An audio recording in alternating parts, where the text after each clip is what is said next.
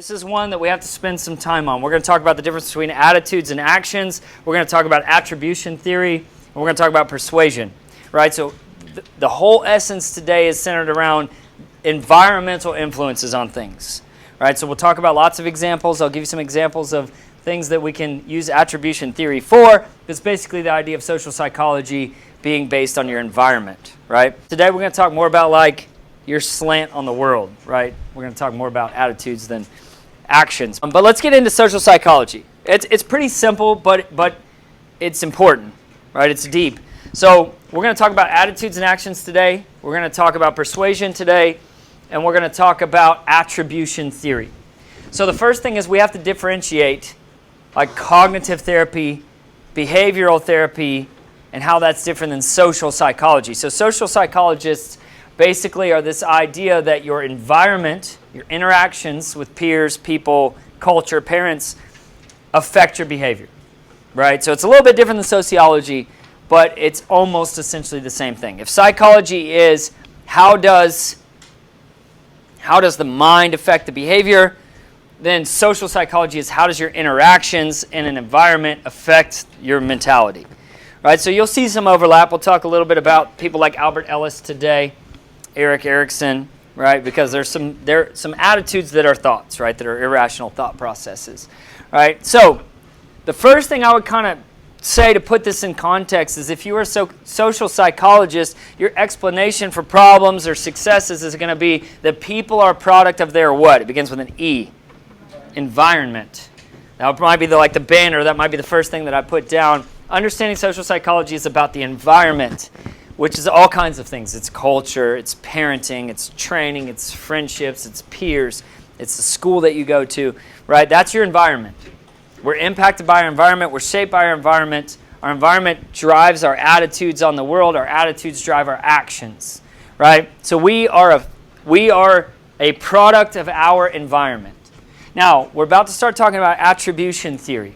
So one of the things we have to point out is what social scientists want to understand is how to explain behavior. We don't want to excuse bad behavior. We want to explain behavior, right? So for instance, if we want to understand if people who come from abusive homes become abusive themselves, we're not excusing abusive behavior. We're trying to understand how it happens in the context of your environment. Poverty is the same way. It's complex. Homelessness is the same way. It's complex, right? Sexual identity is the same way. It's complex, right? Even regardless of orientation, because what you're sexually attracted to is complex. It's the result of a lot of different roles, expectations, norms, right? A lot of this is culturally influenced.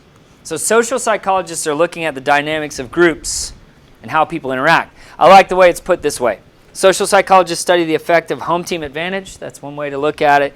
The impact of racism and discrimination, the driving motivation behind gang life or street culture, the explanations we give for our own and others' behaviors. All of these things are in the context of your environment. If we're the product of our environment, it helps us understand our position in life, our disposition, right? Social psychologists focus on the situation. We talked about Zimbardo last week with the Stanford Prison Experiment, and that is the essence of Zimbardo's theory, right? He says there's not bad apples, there's bad barrels. And even in a deeper level, there's bad barrel makers.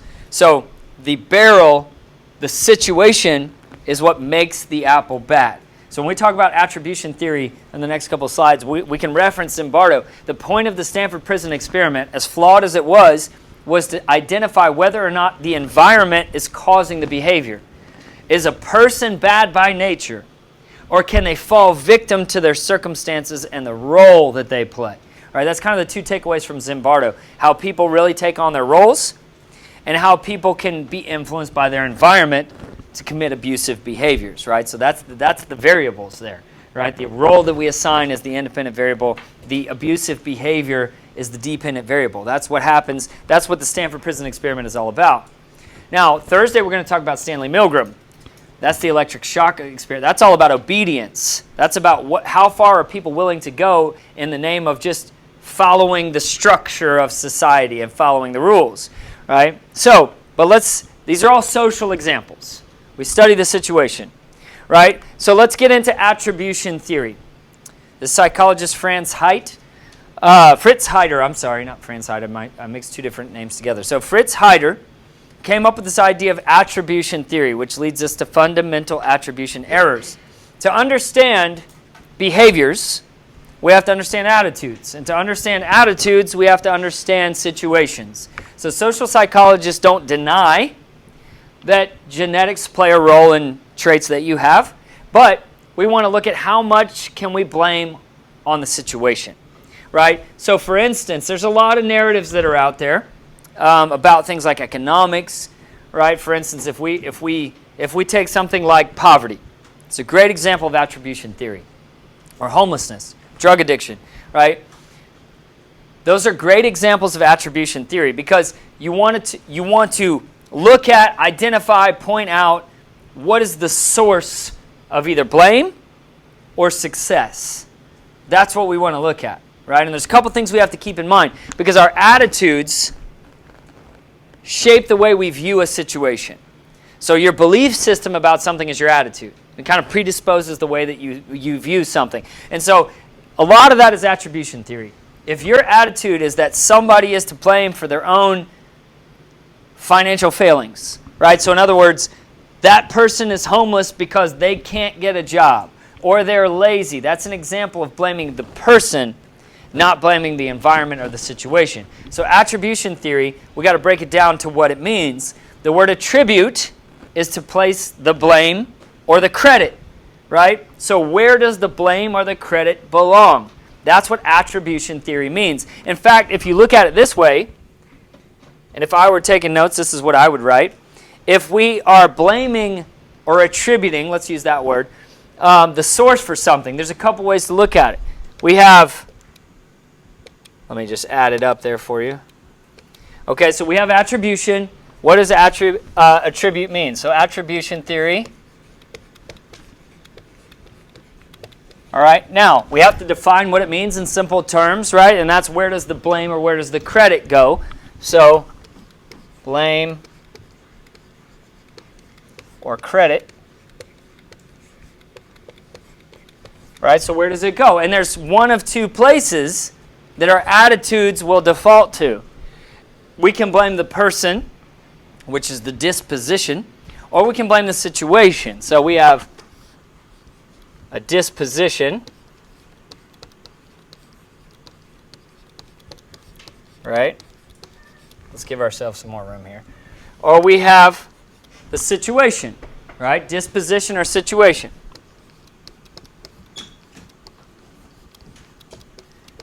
All right, so that's the two options. The two options in attribution theory is when we see something, anything, fill in the blank, what do our attitudes default to? Do we take the attitude that we blame the situation? And we can break that down further. Situation is like the environment.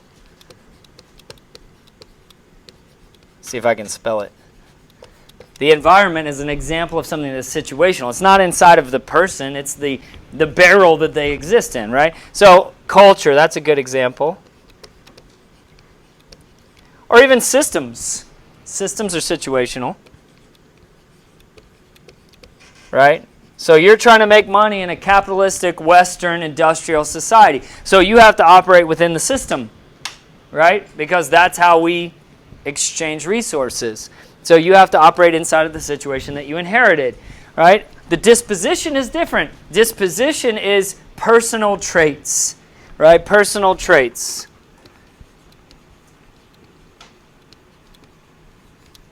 So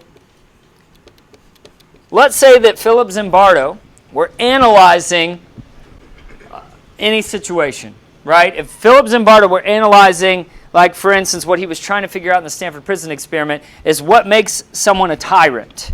What makes someone abusive? What makes someone abuse their power? Is it their personal traits? In other words, are they sadistic in nature?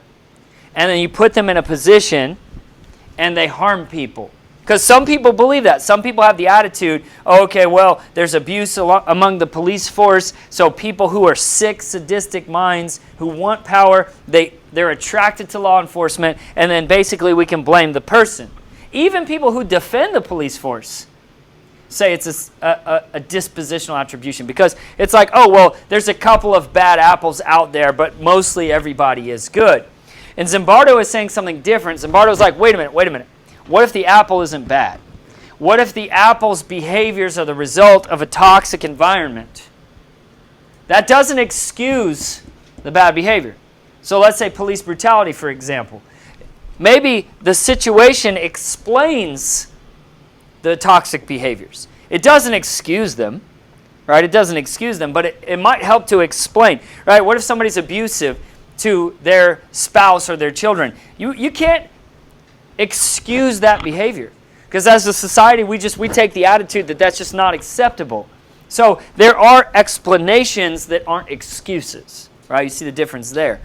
And that's where we have to be really, really, really careful to get this correct, right? Because there's a lot of things that we look at the wrong way.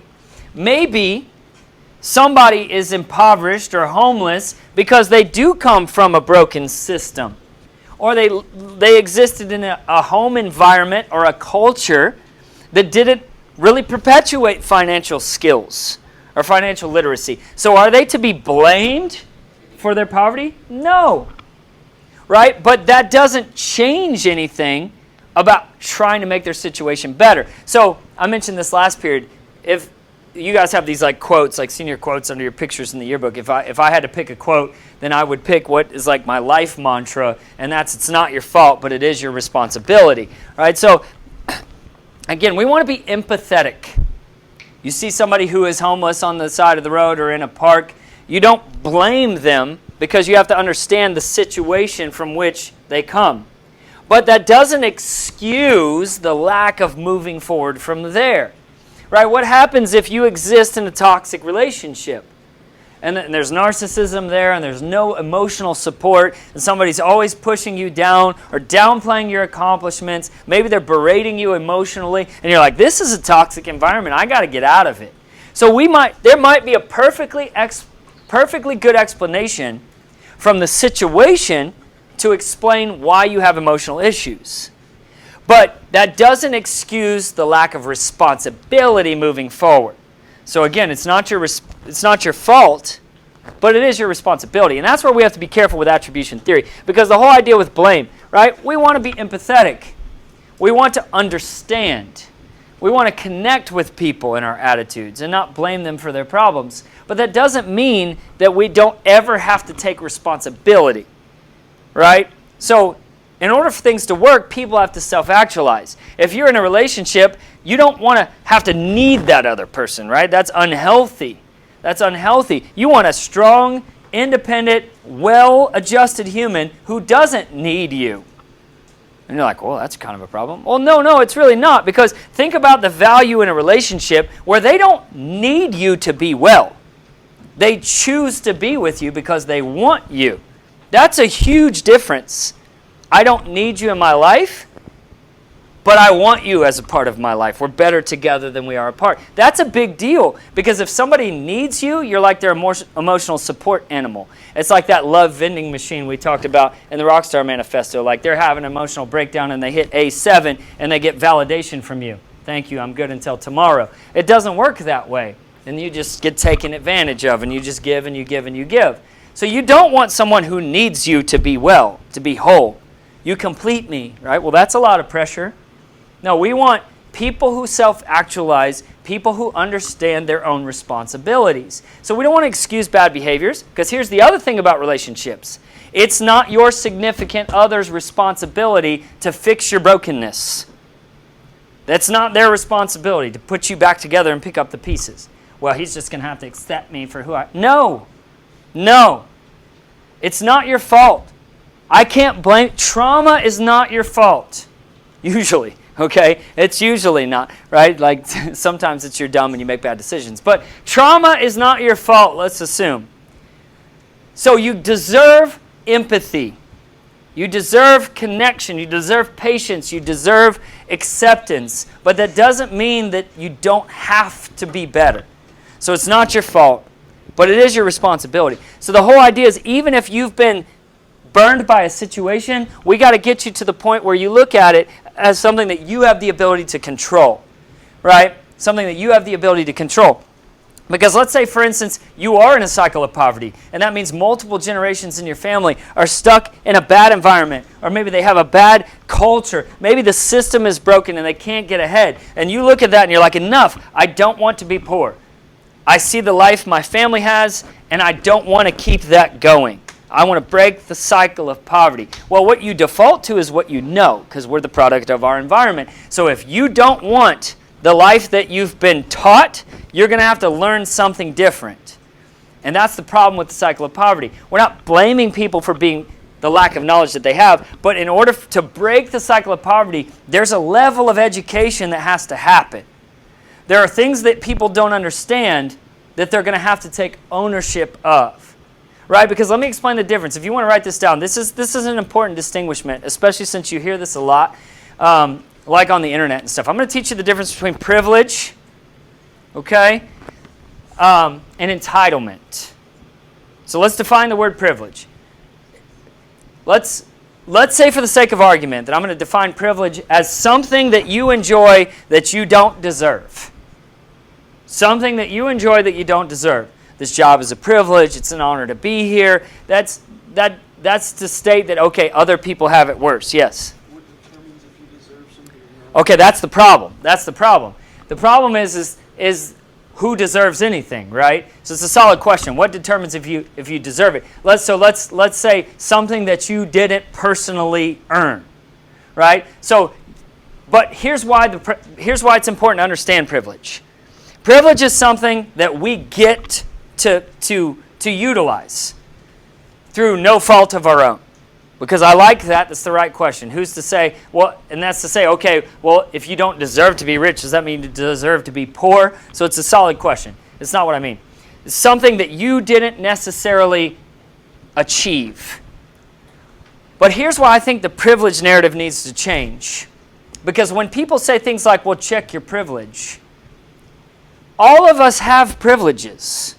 All of us have things that we have received that we didn't necessarily earn. So you weren't born in 1482. Consider yourself privileged. You're not in the Ukraine right now. And I don't say that lightly to be funny. I'm being 100% serious. They would trade places with you. Consider that a privilege. Right? You are a middle-class American in the highest standard of living in the wealthiest century that humanity has ever known. Consider that a privilege. So all of us have privileges. Everybody in this room is in the top 5% of wealth on the planet. And in fact, let's be honest, almost everybody in this room is probably in the top 1% of wealth on the entire planet. And it's not close, and it's not debatable. Right? So you compared to LeBron James? Maybe not. Something called relative deprivation. Like you compare yourself to other people, it's all relative, right? You're relatively deprived compared to a Kardashian, right? But you're not relatively deprived compared to somebody in a developing country. So all of us have privileges. So to understand privilege is perspective, to be grateful, right? Understand that there are things that we inherited from our grandparents' sacrifices, our parents' sacrifices, our forefathers' sacrifices. You and I are not the reason we have free speech. We're just the recipient of that. So privilege is worth noting. We need to recognize it when we see it. But that's different than entitlement. If privilege is enjoying something that you didn't earn, who wants to take a crack at what entitlement is? That's the word. Expecting something that you didn't earn. Here's the thing, it's not entitled to expect what you worked hard for. That's not entitlement. Entitlement is expecting something that someone else has. Expecting something that you didn't earn. There's a fat line between those two things. Privilege, all of us have in some way, shape, or form. But we fall victim to entitlement when we expect something. Because that goes back to what he said. Who's to say anybody deserves $100 million? Who's to say that anybody deserves poverty? Valid question, right? So sometimes we blame a situation, and it's really the person's disposition that's the difference. That's the difference between privilege and entitlement. But what if it's the other way, right? Let me go back and show you another vocab word. This is called Fundamental Attribution Error, right? What is meant by fundamental attribution error. This is the term that sociologists and social scientists use with Hyder's theory of attribution when we get it wrong, when we get it backwards, when we blame the we blame the person instead of the situation, right? So we overestimate the person's ability and underestimate the influence of the situation. That's significant because that makes us unempathetic. If we blame people for their poverty, that's a fundamental attribution error because poverty is a complex issue. So we don't want to blame the wrong thing. We need to understand the complexities of this, but also empower people. So empathy and empower, because you don't want to enable people, right? We're looking at E words. You want to empathize and empower. Empathize and empower. Empathize and empower. Don't enable. Empathize and empower. Don't enable. So you empathize with people because they're homeless. You try to make their lives better. You try to empower them to do better. Don't give them money. And you're like, well, I'm helping. You're enabling them. If you want to help them, give your time. Volunteer.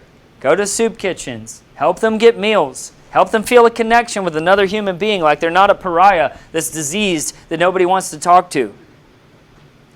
Well, that's the cop-out way. Now, that's your conscience. You can give money if you want to because it's their business what they do with it. But the point is you empathize with people. You don't blame them. You empower them to fix their own situation, but you don't want to enable them. If you're a good friend, sometimes you have to tell people the truth. If not, you're enabling their bad habits. Remember, it's attitudes and it's actions. Actions are driven by attitudes. So if we want to change the actions, we have to change the attitudes. Are there toxic traits or toxic people? So if somebody's toxic in a relationship, they have toxic traits, that's their actions. If you want their actions to change, you have to address their attitudes. Right? That's something you have to address. Skinner, operant, conditioning, well, let me say it this way. Skinner behavior modification doesn't work for 17-year-olds. We've reached the point in your life. I don't think your parents watch these, but if they happen to be walking by, just go ahead and just crank this up a little bit so they can hear it. Okay, Mom, if you're watching, you've reached the point in your child's life where it's about influence and not control. Influence and not control. There is a time where it's developmentally appropriate to control every aspect of your child. And that's because they are not capable of making influenced decisions. Their attitudes don't drive their actions. So we can't address the attitudes because they're little. But at this stage in your life, if we're still using Skinner, if we're still using carrots, if we're still using incentives, if we're still punishing you, that's a level of control of your behavior. And what the problem with that is you're about to go off into the world, homie. And so your parents' level of control is about to disappear into the wind. And so if the way that they're impacting your positive decisions or negative decisions is by controlling you with behaviorism and behavior modification, we're missing the boat. I know it's easy to say and not to do because that's the way everybody was parented. But that's why kids rebel. If we want you to stop drinking, if we want you to think about your sexual behaviors, if we want you to self-actualize, if we want you to be a good friend, if we want you to be a good person, if we want you to, we have to address the attitudes behind those actions. We have to address the attitudes. Anytime legitimate life change happens, it starts with the attitude. So, let me say it this way.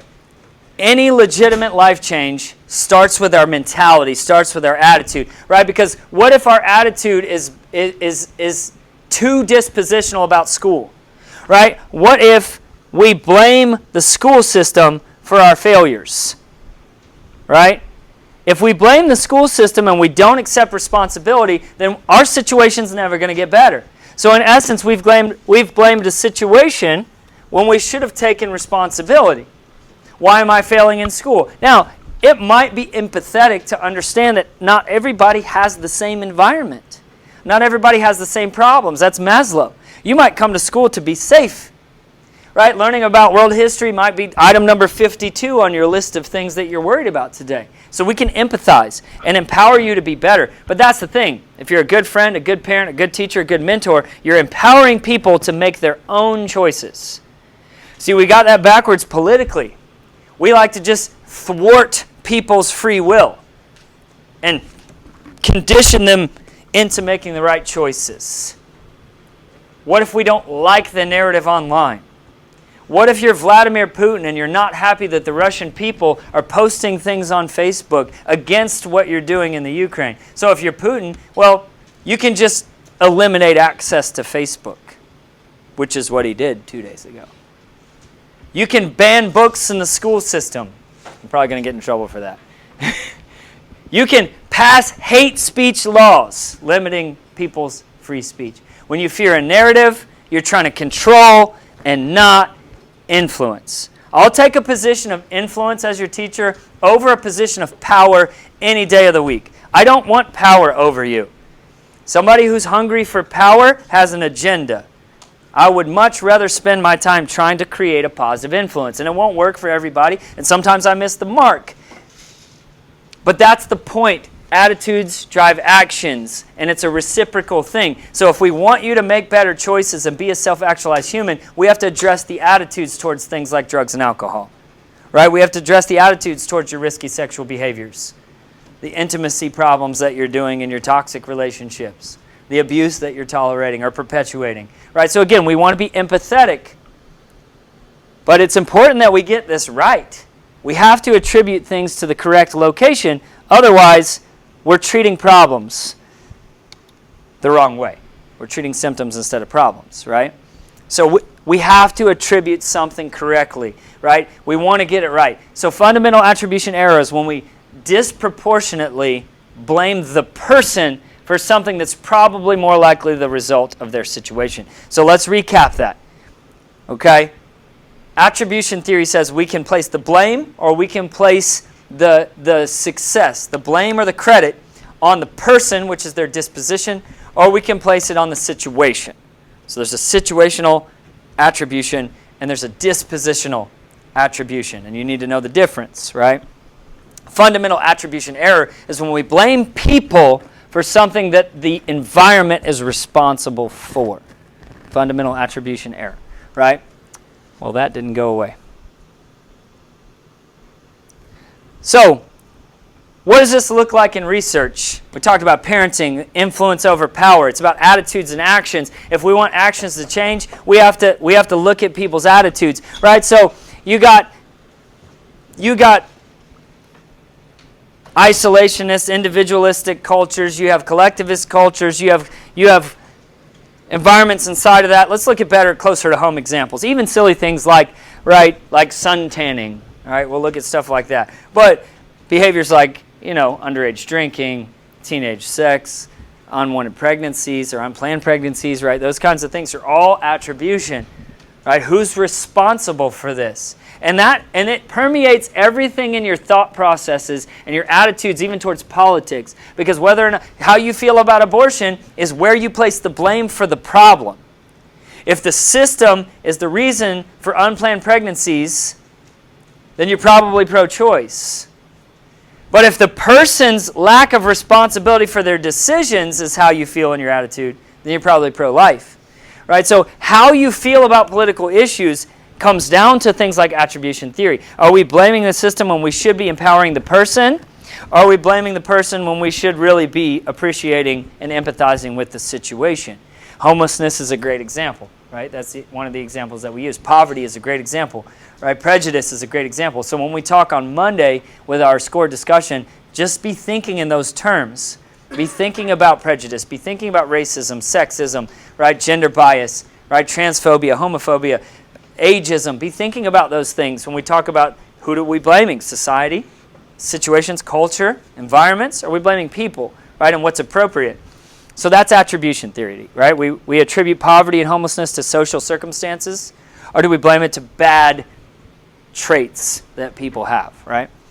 So again, this is just kind of a precursor to Monday. When we talk about things like, what about violence? Tomorrow we'll talk about violence. Terrorist acts in the name of hate crimes. I like Dylan Roof, the guy who killed a bunch of innocent people inside of a Charleston, South Carolina church in 2015. He was driven by his attitude towards people of color, right? So his attitudes drove his actions. So if we want racism to go away, yes, it is important to hold people accountable for their actions, but if you want to end prejudice, you have to address the attitudes, not just the actions, right? So we have to get this right. So attitudes and actions, actions and attitudes. I'm going to teach you a word. The word is reciprocal determinism. Reciprocal determinism. Like a reciprocating saw is a blade that goes back and forth. Reciprocal determinism. That means that your attitudes influence your actions, and actions influence your attitudes. It's reciprocal, right? So, like in the case of the terrorist in the Charleston shooting at the Bible study. If your attitude is one of bigotry and hate, and that continues to permeate, and you continue to dwell on that, and you get in this echo chamber of people who agree with your white supremacist narrative, you might act on that and base a terroristic action on a flawed attitude. So yes, we want to punish the behavior because that guy deserves to pay for his crimes. But if we want racism and prejudice and hate to discontinue, it's not about the actions, it's about the attitudes. So reciprocal determinism is when your attitudes on things affect your actions on things, which then reinforce the attitudes on things. And let me give you an example from attribution theory. If we teach an entire generation of Americans that if they are existing in a system that's set up, bless you, to make them fail, then they won't be successful because their attitude is going to be the system is against me, I can't succeed, which is learned helplessness, so their actions will follow and they won't try, and then that will just reinforce the thought. So in that way, reciprocal determinism manifests a lot like self-fulfilling prophecy. Self-fulfilling prophecy is an irrational prediction of something that drives the behaviors, which makes the prediction come true. Right? So for instance, like in the case of Danny in your last FRQ, if Danny believes he's going to fail, that attitude is going to drive his actions. I heard somebody say it. He won't study. Because why? It's an external locus of control. If the system is against me, if there's no way I can pass this test, then why try? And so his attitudes drove his actions, which caused the prediction to come true. And therefore reinforcing the attitude. See, I told you. See, a lot of people's lack of effort in school is not because they don't care about school, but it's a fear. What is it a fear of? It begins with an F. Failure. That's deep. That's a psychological thing that teachers have to recognize. That's a level of insecurity. It goes right along with anxiety. If you have an insecurity about failing, we haven't created a safe space for you. You need to feel safe enough to try something difficult and fail. Because that's how you grow. Right? Growth comes from struggle. It doesn't come from comfort. Right? So we have to create a safe space for you to feel like you can put yourself out there and experience some failure and then bounce back and be resilient. But if you don't have that attitude, the actions are not going to follow. So it's reciprocal determinism. Attitudes drive your actions, which reinforce your attitudes. Right? So it's self-fulfilling prophecy. It's an external locus of control. It's learned helplessness. All of these things are all connected. Right? So let's get into persuasion, right? So what causes these attitudes? Okay, I hear you, coach, I'm not supposed to, beat my kids into submission, gotcha. How do I actually have a position of influence over people? Well, it's been my experience, and it took me a long time to come to this experience that, people don't care what you know until they know that you care. But it's deeper than that too. I told you guys the story about I was coaching. It was my first season of coaching football, and I was like one of two white guys on the coaching staff at an inner city school, and I was, I had the build that I have, but I looked much younger. I was 27 years old, and I really had this complex that I just didn't project authority. And so my demeanor was very toxic. And I was very, very, very, very, very, I don't want to say like physically aggressive, but I was very aggressive and I was not approachable. I yelled a lot, right? I've grown a lot. A lot of people maybe don't recognize that in me, but I have a little bit of that in me because I'm a competitor. Sports bring out all the toxic traits that I have, right? It's really not healthy for my heart rate to be involved in sports, but I have that in me, right? All of us have that. But I was very toxic. And my coaching mentor at the time is a guy that I really respect, and I didn't even really appreciate this at the time, but this is how he gave me this feedback. And I told you this story, but I'm going to repeat it. And he took me aside one day in practice, and he said, it's been my experience that people who yell a lot don't have a lot to say. And then he just kept walking and went inside the field house. And I was like, the hell is this guy talking about? And then it hit me, he's giving me feedback. And he's telling me, if I want influence over people, I need to just show them that I know what I'm talking about. I don't have to angrily yell them into submission. I need to show them and convince them of an attitude change. Right? So that's how we have influence over people. You have influence over people by building a level of trust and rapport. Right? And that's important. If you don't trust your parents' judgment, then it's going to be hard for them to change your attitude. And some of that just might be your stubborn teenage rebellion, but some of that is probably deeply rooted. And most people respect their parents even when they don't like them, because you understand that they're trying to help you. So if you don't like teachers, coaches, mentors, that's a flaw on our end of not building that safe trust, right?